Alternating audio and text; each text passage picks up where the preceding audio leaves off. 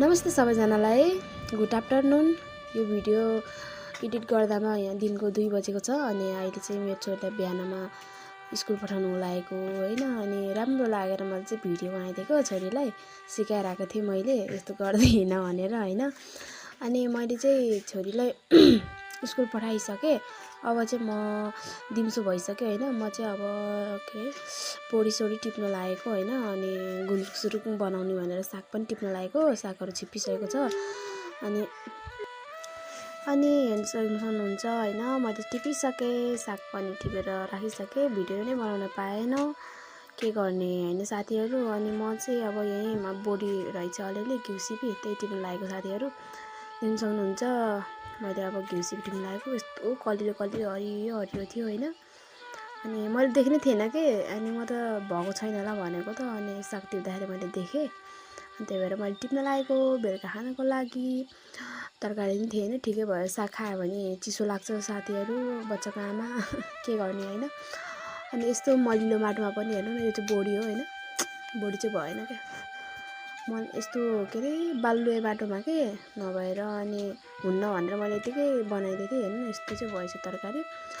त्यही भएर मैले यहाँ चाहिँ झ्याल पछाडि घारी हुन्छ भनेर मैले खनखान गरेर रोपिदिएको भएछ। त्यही पनि अलिअलि खानालाई साथीहरू देख्न सक्नुहुन्छ। यो साग चाहिँ यस्तो भएको छ हेर्नु, मेरो घिउसिपी यस्तै हुँदैछ कि यस्तो माटोमा पनि के हेर्नु न कस्तो बलेको छ साथीहरू, यस्तो माटो हो। त्यही भएर मैले पानी पनि हाल्दिनँ क्या यहाँ, वास्तै गर्दिनँ। वास्तै नगरेको माल बरु राम्रो हुँदो रहेछ कि, बल्ल आज थाहा भए। साथीहरू यति भइसक्यो मेरो, अझ यहाँ टिप्नु बाँकी छ होइन। यता चाहिँ कस्तो राम्रो भएको रहेछ कि, मैले चाइनिज साग जमाएको ठाउँमा चाहिँ कति राम्रो भएको रहेछ, झार पनि भएको रहेछ। मैले चाहिँ वास्तै गरेको थिइनँ कि। अनि यही हो साथीहरू, हेर्नु मुला देख्न सक्नुहुन्छ। मेरो रोपेको मुला पनि के अरे ठुल्ठुलो भइसकेको छ। अनि घिउसिपी टिप्दै गर्दाखेरि मैले तपाईँहरूलाई मुला देखाइदिएँ। यो मुला चाहिँ मैले खन्नलाई एकदम झ्याउ लागेर हातले गाडेको मुला हो।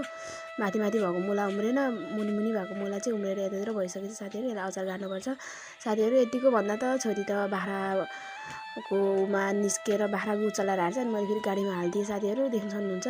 अनि मैले फेरि छोरीलाई राखेर अनि यहाँ साग सुकाएको मैले तपाईँलाई देखाएको यही हो साग होइन साथीहरू। मैले टिपेर सुकाइसकेको छु, यो 3 दिनमा गाड्ने बेला हुन्छ साथीहरू।